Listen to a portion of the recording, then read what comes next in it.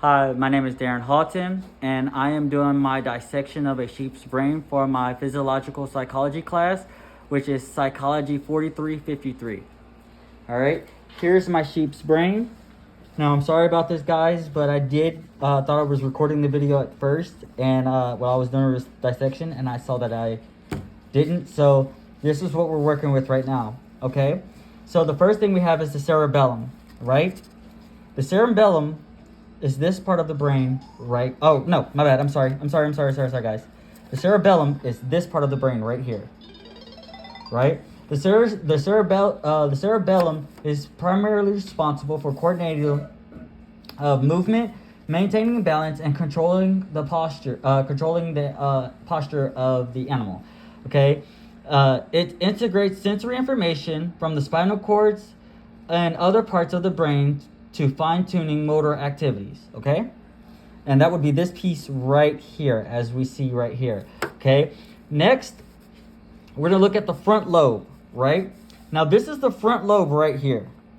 Okay, guys, so the front lobe is responsible for higher learning, higher levels of cognitive functioning, such as problem solving, making decisions, planning, organizing behavior, motor control, motor movement, and social behaviors and interactions. So that would be this piece right here. Again, this is the front lobe. Okay. Next is the central celicus. The central celicus. The central celicus is this line right here. All right. You can see it as it divides the brain. And again, guys, I am so sorry for the tear in the middle, but this right here is the centrum celicus, right? It divides the brain from up and bottom, or top and bottom, or some would say north from top, but it from the top of the brain to the bottom of the brain, it separates it. Okay. Next is the medulla oblongata. It is responsible for regulating several autonomic nervous functions, which includes breathing, heart rate, pressure, reflexes such as coughing, sneezing, or swallowing. That would be this piece right here. This piece is the medulla oblongata. Okay. Medulla oblongata. Okay. Next, we're gonna look at the olfactory bulb. Okay. So I'm gonna pick my brain up just a little bit so you can see. This piece right here. Let me see. Yeah, right there. This piece right here that I'm pointing at, that is the olfactory bulb, and it's responsible for processing information that has to do with smell, that it relates to smell. So it processes smell signals, anything that pertains to smell. All right. Next, we have the occipital. Hold on, let me see it. Where is it?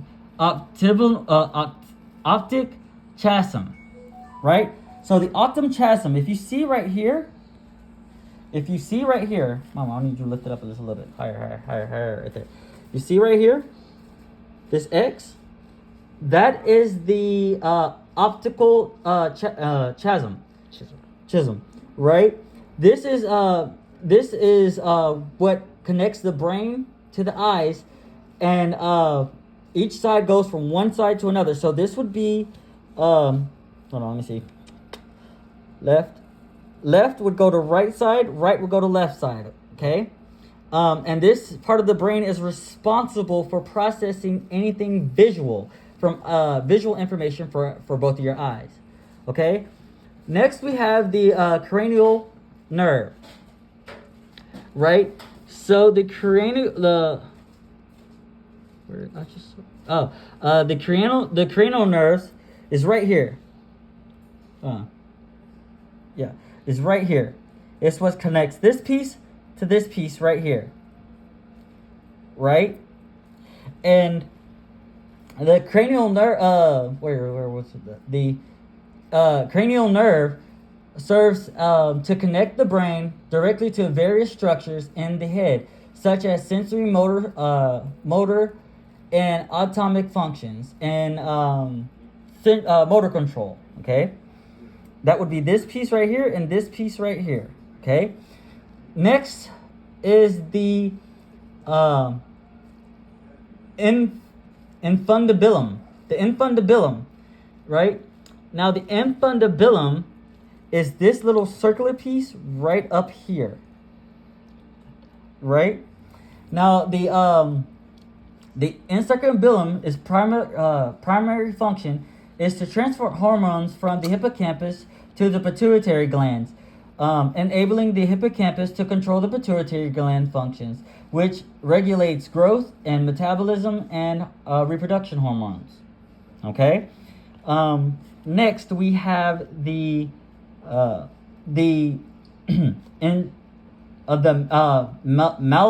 mammary body. The mammary body, right? The mammary body is right under. Yeah, go ahead. The mammary body is right underneath this piece right here. You see this piece that I'm pointing to right here? This is the mammary body, right? The mammary body is responsible for memory, processing, specifically contributing to information of new memories and the retrieval of existing memories.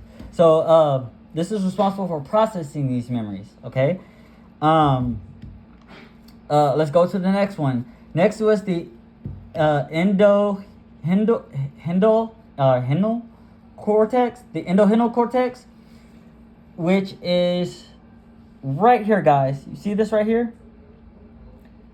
This is the intrahintical cortex, right? And this is primarily is responsible for spectacular navigation, memory for information, and the processing of sensory information.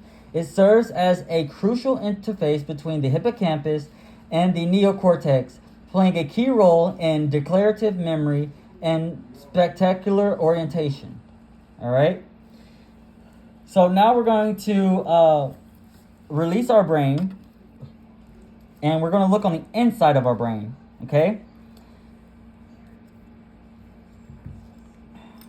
Ooh. And I'm gonna throw that in some alcohol and some bleach and some ooh-wee. Okay. So we're gonna look at this one right here, right? Now here we have the fourth ventricle right here.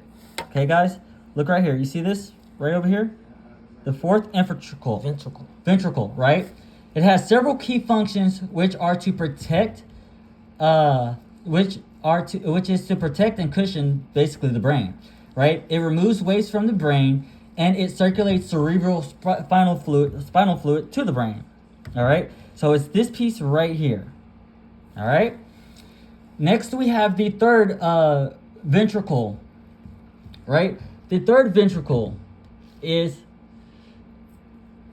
right in the middle, right over here in this like little area right up here. Okay? This little area right up here is the third ventricle, right? And this is the central gravity filled with spinal fluid. Primary function is to protect the brain and the spinal cord from trauma and provide a pathway for CSF, which is cerebellic spinal fluid calculations. All right, circulations. I'm sorry, not calculations. Circulations. I'm sorry. Next would be the hypothalamus. The hypothalamus. The hypothalamus. Right?